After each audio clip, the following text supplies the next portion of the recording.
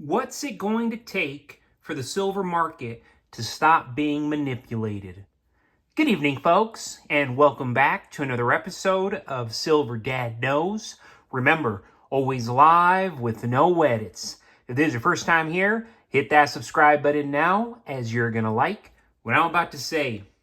So yes, folks, just to begin this evening, I am presenting to you right here a beautiful piece from 1988, maybe even 1987 to be exact, but you're looking at a Mickey Mouse vintage piece, 60th anniversary, 1928 to 1988, and this is coming directly from Silver Grandpa Knows to Silver Son Knows, Christmas gift from 2024. But awesome piece right here. Very grateful that Silver Grandpa gifted us this beautiful piece. There's a lot happening and a lot of quality that certainly went into this coin. And let me just begin by showing off the box right here. So originally, yes, it came in this box. This box right here is almost 40 years old alone. You see it right there. And then, oops. This is actually the little nice suede pamphlet it comes in. 60 years, commemorative proof, limited edition. Comes with its own little booklet. Very nice. And then again, what throws me off is the back right here, 1987. So that's one of the reasons why I think this piece is actually from 1987 and not necessarily 1988. It's like, for example, I have a fully loaded Camry V6. My wife purchased it from me before we got married in 2019, but it's a 2020. So that's how I'm looking at this piece. It's probably from 1987, but released officially 1988. But beautiful piece right here. The premiums on these are outrageous. So it is a gift I will never sell. And if you are looking to purchase one for yourself, right now in real time, you're probably going to pay a good 60, 70 bucks. It's not terrible, but it's not going to be plausible for you to get one for around spot, not even near spot, or even $10, $15 above spot. If you can get it 15 to 20 bucks above spot, that's pretty realistic, and that's a great deal. Of course, if you're looking at the same piece. And real quick, folks, before I continue, I want to give a quick shout out, and this is to my loyal subscriber, Freedom Spirit 3. I live in the Catskill Mountains of New York. In this state, I have to pay a hefty sales tax on all silver and gold purchases under $1,000. I'm saving to buy my next $1,000 of silver. I'll remember your recommendations and add more of those to my stack. Awesome comment right there from Freedom Spirit 3. And man, that is a bummer that you have to pay a hefty sales tax on all silver and gold purchases under $1,000. I'll tell you right now, here in the great state of Texas, I have never paid any type of tax, even when I purchase online from random people around the country. I don't pay taxes on either silver or gold. So to my knowledge, that's illegal. It contradicts, our founding fathers. It contradicts the Constitution itself. Again, I would like somebody to provide some sort of evidence backing up my statement, but to my knowledge, it's illegal to do so. I've never heard of that happening outside of Texas. Here in Texas, you don't pay any type of tax, aside from premiums here and there, depending the seller. But for the most part, no. I mean, it's fair game all day long here in the great state of Texas. But yes, folks, we look at the obvious, we look at the news, we listen to the news, we see everything that's happening all around us continuously, people shouting gloom and doom, people being very pessimistic. It's unfortunate, but those are the times that we're in, the times that we've been in for at least a decade easily. And it's horrible to say that, but we look back 10 years ago, people were being all dramatic and depressed the way they are today. The silver market has long been the subject of controversy due to alleged manipulation by powerful financial institutions.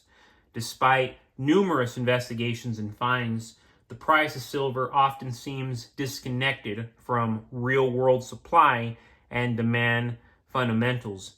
To stop this manipulation, several foundational shifts need to occur: legal, structural, and cultural within the financial system. First, there must be strict regulatory reform and aggressive enforcement. And again, I'm not speaking out of my you-know-where, but this is what should be happening, and unfortunately it's not. And we need to press for this because this is what the future of America depends on. This is what our livelihoods, our futures as individual citizens here in the West depends on. Current regulations are often too weak or poorly enforced, allowing large institutions to get away with spoofing, naked short selling, and other price suppressing tactics. Agencies like the Commodity Futures Trading Commission must be given greater autonomy, funding, and accountability to investigate and prosecute manipulation. The fines imposed must be severe enough to deter future misconduct, not simply be a quote-unquote cost of doing business. And it's unfortunate that this is where we're at, but the system has been taken advantage of for too many decades now, and it's hurting everyday people. Again, right now, everyday people can purchase silver at a bargain, even premium pieces, and they should be doing so accordingly. But we are reaching a tipping point, and once it hits, there's no looking back. Silver's going to be unaffordable the way gold is already. So going back to what I was saying, folks. Second, transparency in the paper silver markets is essential. The COMEX and London Bullion Market Association should be required to disclose real-time data on short possessions, delivery defaults, and unallocated silver. Investors and watchdogs need access to clear information to track imbalances and detect manipulation. As long as billions of ounces of paper silver can be traded without any requirement for physical delivery, the system remains vulnerable to artificial price suppression. Third, the rise of retail investors and decentralized platforms could help, I